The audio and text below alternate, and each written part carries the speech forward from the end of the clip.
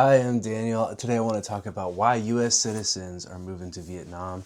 And if you're thinking about it, maybe this gives you a little more clarity on why you should move to Asia and why it's worth it in general to just go explore it, even if you don't end up liking it. Even if you just go back to the U.S. What's the worst that could happen?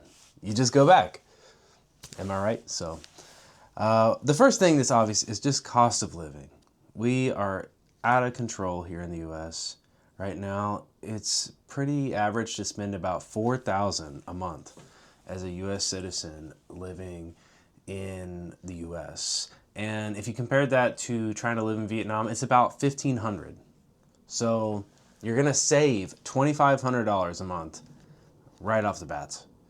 And you could argue that you would be living a better life because you'd be getting a lot more massages and you'd be riding a motorbike. It's not a bad life to go live abroad a lot of times. A lot of times you're going to be able to go out and enjoy, your city more. Go enjoy nightlife. Go out to eat more.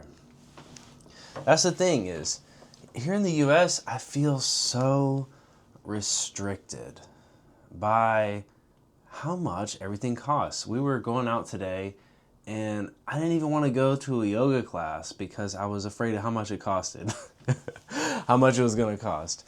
And, luckily my friend was just paying, he was like, don't worry about it. But that is not the case for a lot of people where they just go out and just pay for a lot of stuff for their friends because a lot of people just can't afford that. And if you're going out to eat, I just got a basic meal and it was $27. And we didn't even tip that well. That the thing is, everything is adding up and it just doesn't make sense to stay in the US anymore. If you can squeak out a living somewhere else, it's going to be way more cost effective. It's just out of control. That's all. And it's been this way for so long that it's exacerbated the financial situation of everybody and what they're thinking about doing. I mean, it's rough.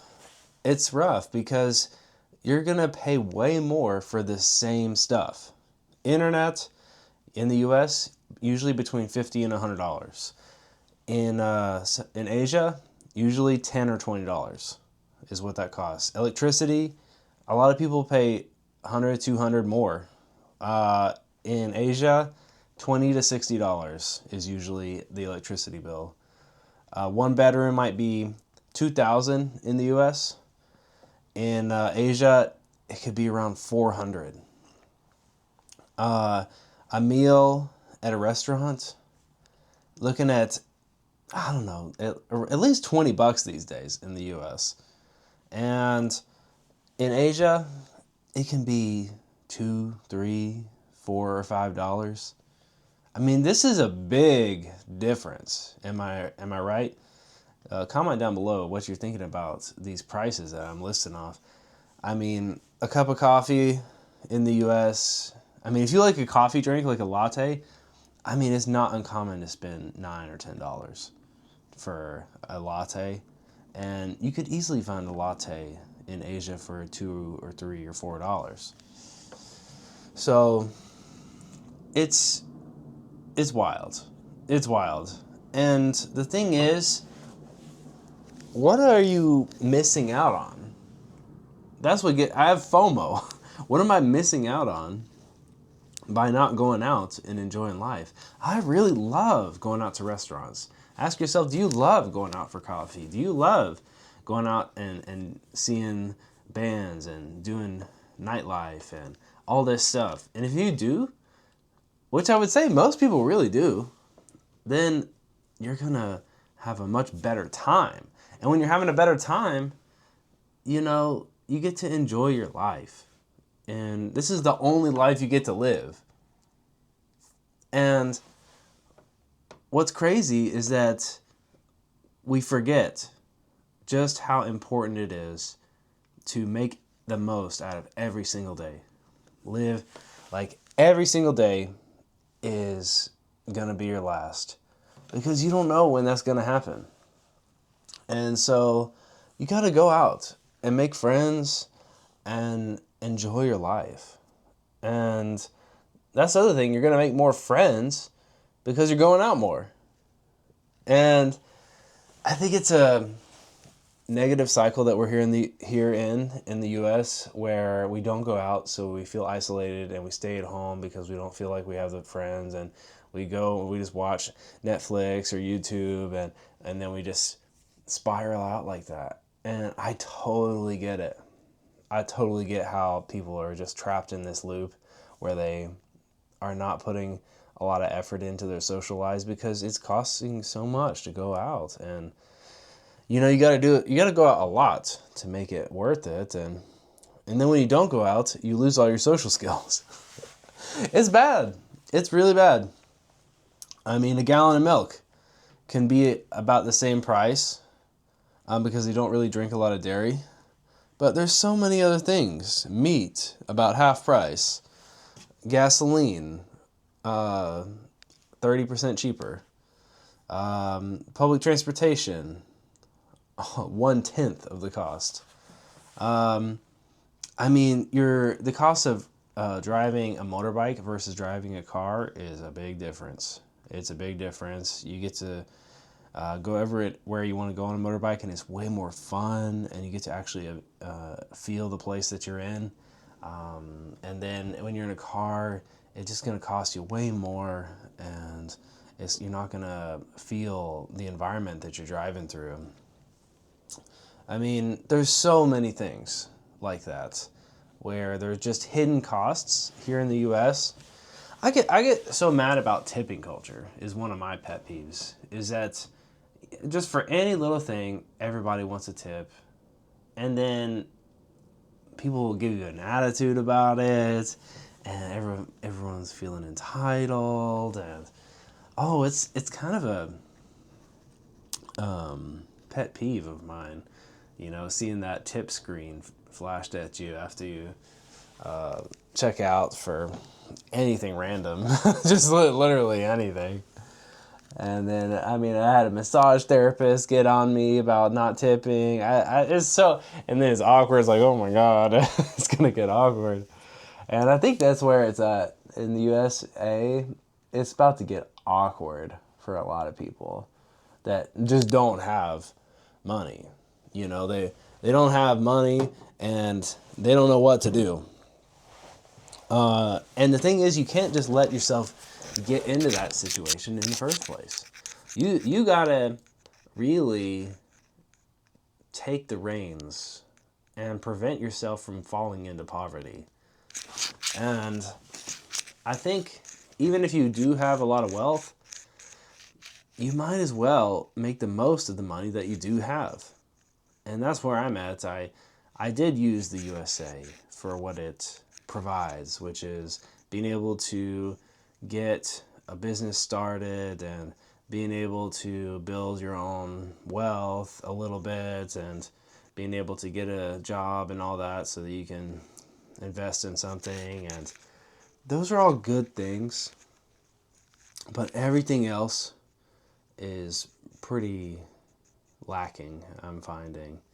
And once you have considerable assets and wealth, it makes so much more sense to just go abroad and triple the value of those assets. By living, if you think about it that way, you go abroad and you still have the same US dollars, you've just tripled the buying power of all those dollars. You've just tripled your bank account by catching a flight.